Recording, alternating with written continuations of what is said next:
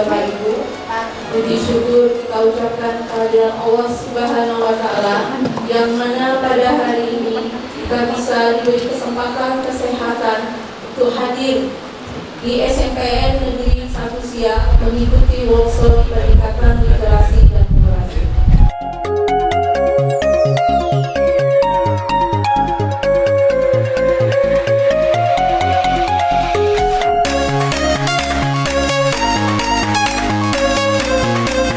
Assalamualaikum warahmatullahi wabarakatuh.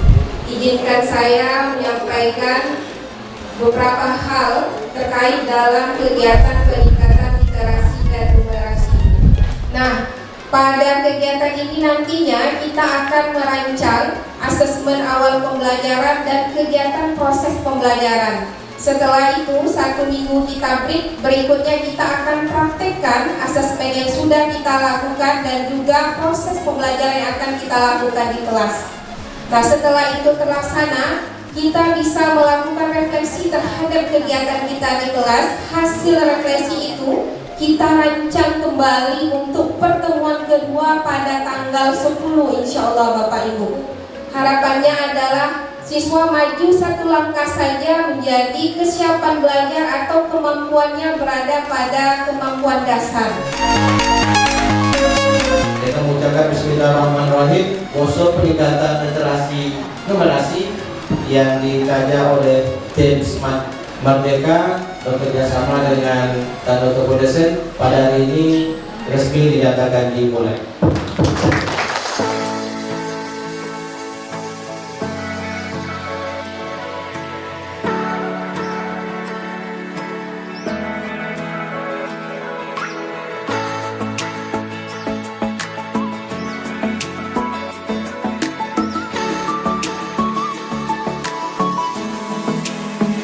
Baik, 2 jam mendatang ya kita akan menerima materi dari salah seorang instruktur hebat kita, instruktur nasional juga, yang telah memiliki segudang pengalaman dalam berbagai kegiatan di platform Merdeka Belajar.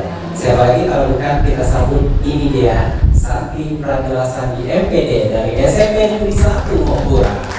Bismillahirrahmanirrahim. Assalamualaikum warahmatullahi wabarakatuh. Silahkan dibuka laptopnya. Workshop yang kita lakukan pada hari ini itu adalah eksperimen di kelas. Jadi ada 2 kali eksperimen yang akan kita lakukan.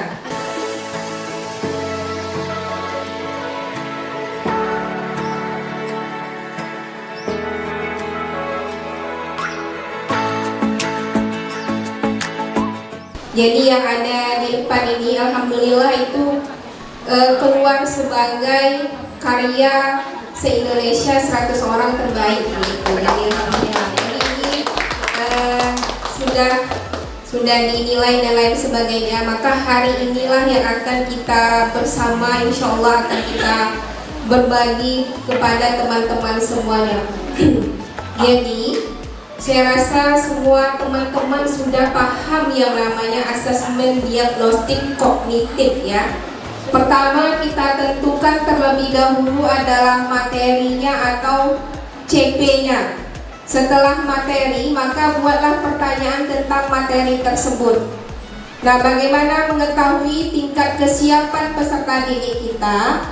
Maka dibuatlah yang namanya rubrik penilaian asesmen diagnostik kognitif. Nah, di LKPD sudah ada namanya lembar kerja peserta 1 asesmen awal pembelajaran, pertanyaan asesmen diagnostik kognitif. Materi yang saya buat tentang literasi dan numerasi ini adalah pembangunan berkelanjutan. Nah, di sini materinya adalah di kelas 8. CP-nya adalah pembangunan perekonomian Indonesia. Jadi saya minta peserta didik memotokan kilometer di rumahnya masing-masing selama 2 hari ya. Nah, untuk nanti pertanyaannya mungkin bisa nanti kita bagi teman-teman yang sudah selesai bisa nanti berdiskusi dan lain sebagainya. Nah, pertanyaannya misalnya kalau di saya cukup saja 1 pertanyaan, apa yang Ananda ketahui tentang pembangunan ekonomi berkelanjutan begitu.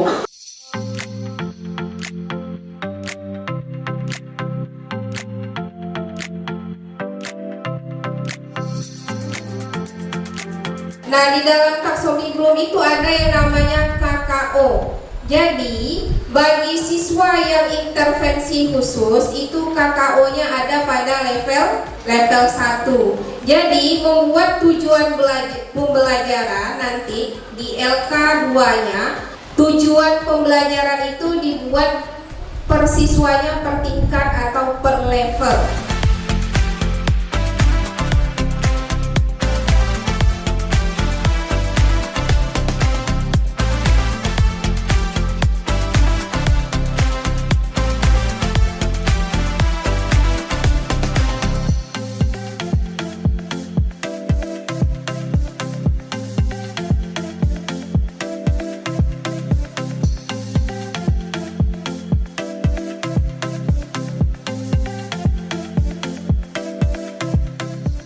Dalam diferensiasi itu ada namanya diferensiasi konten atau kesiapan belajar siswa, ada diferensiasi proses, ada diferensiasi produk, dan ada diferensiasi gaya belajar. Nah, kalau kita guru mapel, boleh mungkin yang guru bahasa Indonesia pada diferensiasi gaya belajar. Nah, kalau yang mapel lain mungkin diferensiasinya 3. Jadi yang kita lakukan di awal tadi ada namanya asesmen awal pembelajaran, itu dinamakanlah mengelompokkan siswa berdasarkan kemampuan siswa, dinamakanlah diferensiasi konten atau kesiapan belajar siswa. Nah, yang sekarang kita masuk pada prosesnya. Nah, pada proses tadi Bapak Ibu sudah membuat rubrik penilaian, betul? Betul. Nah, rubrik penilaian tadi dibuat bertingkat, betul? Ya, sudah dibuat bertingkat. Nah, rubrik yang dibuat bertingkat ini dijadikanlah tujuan pembelajaran berdasarkan karakteristik siswa tadi. Nah, contohnya di saya ini, nah itu tadi adalah diferensiasi proses. Diferensiasi produknya apa? Maka pada petunjuk pengisian lembar kerja tadi, hasil gagasan atau ide pemikiran yang mereka buat dalam LKPD, silahkan kamu buat dalam produknya, bentuknya poster, blog, presentasi. Nah, itu yang dinamakan sebagai diferensiasi produk. Jadi masing-masing siswa itu membuat hasil belajarnya itu berdasarkan kemampuan dan minat dan bakatnya, dinamakanlah diferensiasi produk.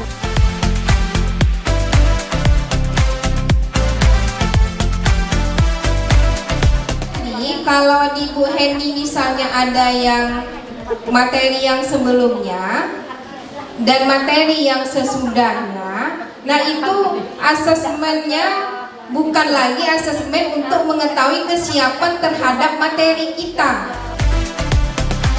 Jadi misalnya kalau di IPA juga itu kalau materi itu tidak dijelaskan terlebih dahulu, itu siswa tidak akan bisa lanjut. Nah, itu memang tidak bisa diloncatkan, dalam artian materi itu harus dijelaskan terlebih dahulu. Nah, yang harus kita kerjakan pertama, silakan Bapak Ibu lihat rubrik penilaian pada asesmen awal tadi.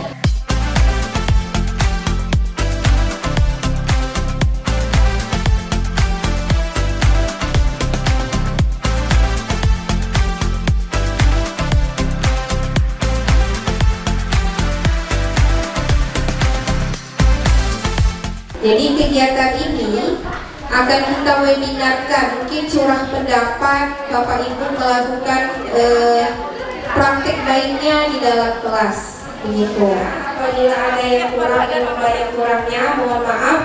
Wabillahi taufiq wal hidayah. Assalamualaikum warahmatullahi wabarakatuh. Terima kasih. Sebelumnya perkenalkan saya Feni, saya training spesialis pembelajaran SMP MTS untuk program Pintar Tanoto Foundation. Itu saja dari saya. Mohon maaf apabila ada yang salah atau kurang. Terima kasih sekali lagi atas hari ini. Assalamualaikum warahmatullahi wabarakatuh.